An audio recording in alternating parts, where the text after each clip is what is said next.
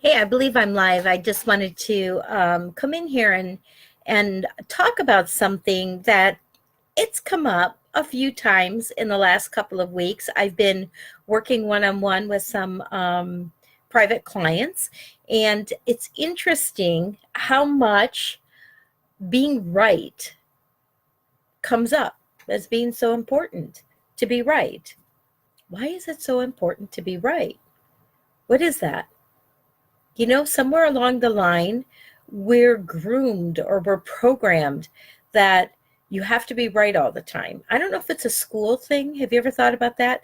Like when you were in school and, like being right as opposed to getting like red marks wrong, X marks. Is that where it starts? I don't know. Or is it human nature that we just prefer to be right? But let me tell you this in my life, I had, I've mentioned him before, Jim.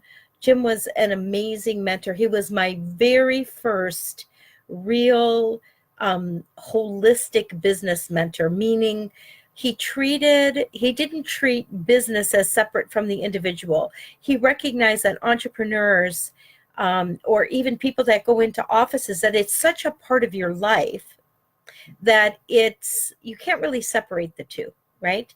And so he was like the best coach because he just saw everything from a holistic point of view.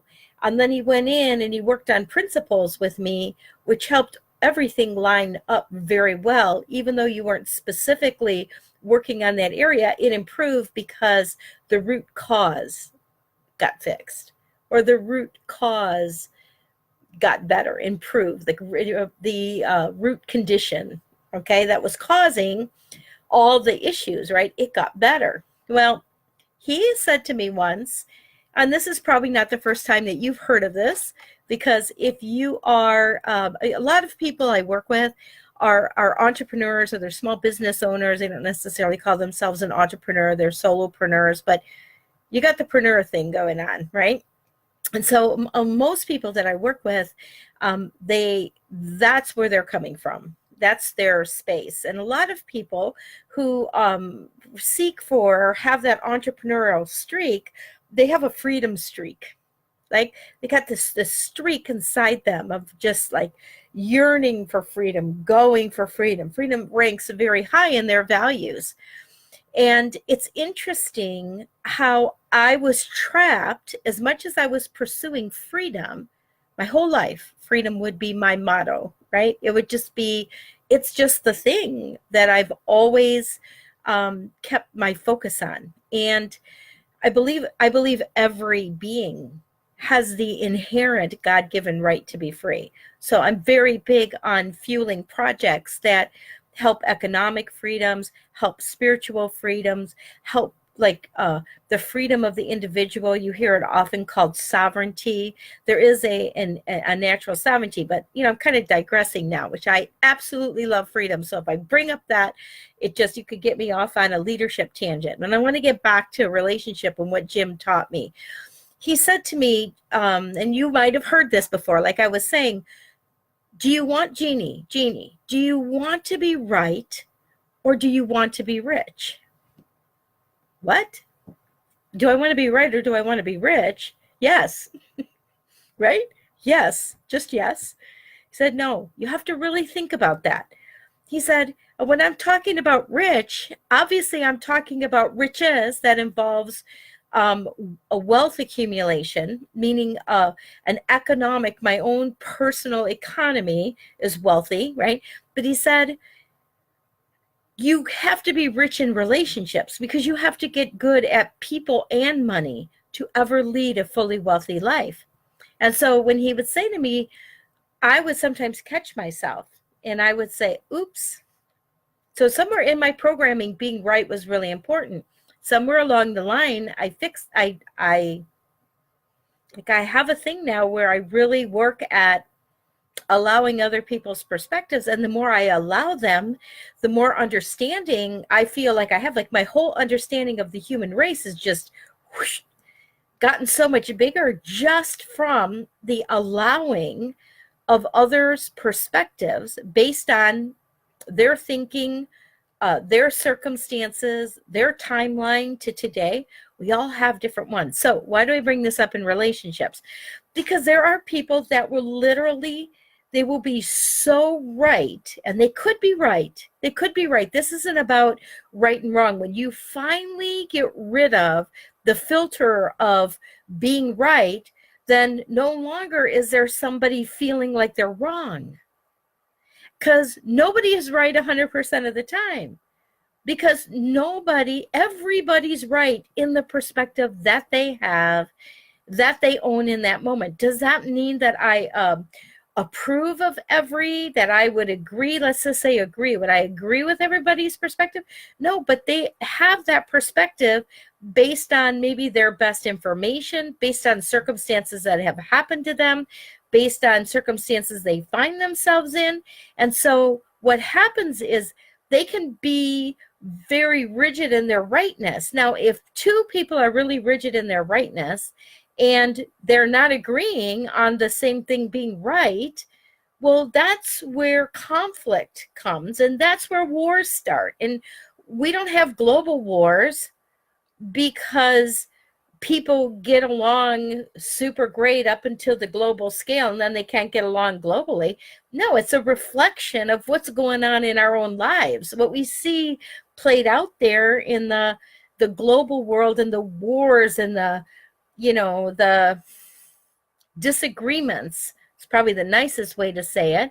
Even look at our own Congress. You see these disagreements, like the people so fixed in their need to be right with whatever they had a belief system at some time, but then being right all of a sudden becomes more important than what are you even arguing about? And that happens in homes all the time.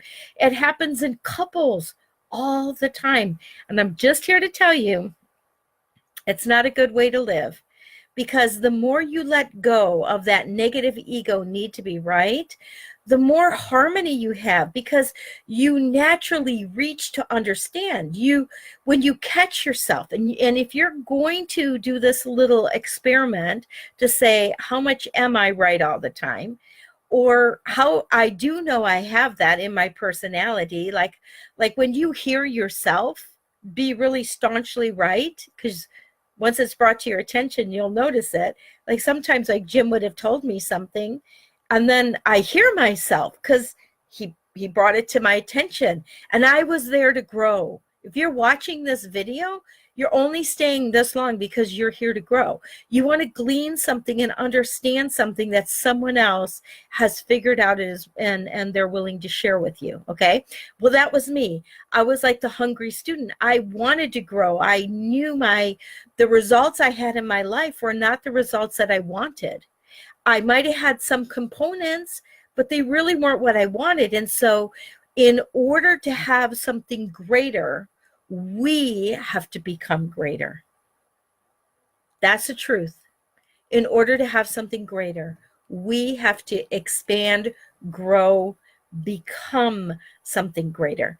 And how about just working on making the capacity to receive someone else's perspective without judgment? You can have discussion.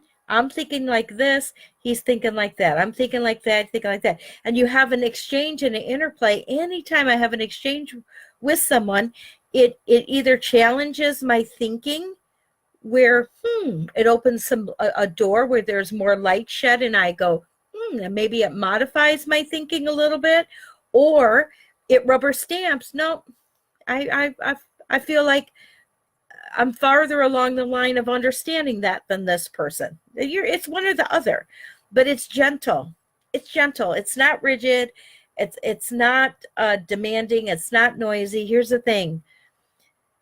Jim told me, I think he quoted, and I think I've quoted it before. I want to say it was Pat Riley when he was the coach of the Miami Heat. So that's how long ago this is. And he talked about keep the main thing the main thing. So when you're in a relationship and if you have worked on the vision and you know what the vision is, even if it's just in general for your life and your love, right? Are you keeping the main thing the main thing?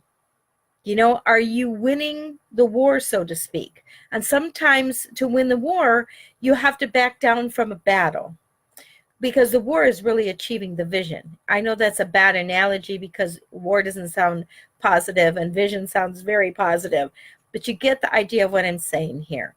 If you keep the main thing the main thing, if your being right interferes with the creation of the main thing, hopefully after hearing this, you'll notice that and you'll be able to apologize. So I'm going to come back in another live stream, talk about the importance of apology. I hope you guys got something from this. If you did, you know, give me some love in the comments, leave a comment, or even ask me a question. And I go back through the comments because I want to make sure you guys get fed. I have lots to share.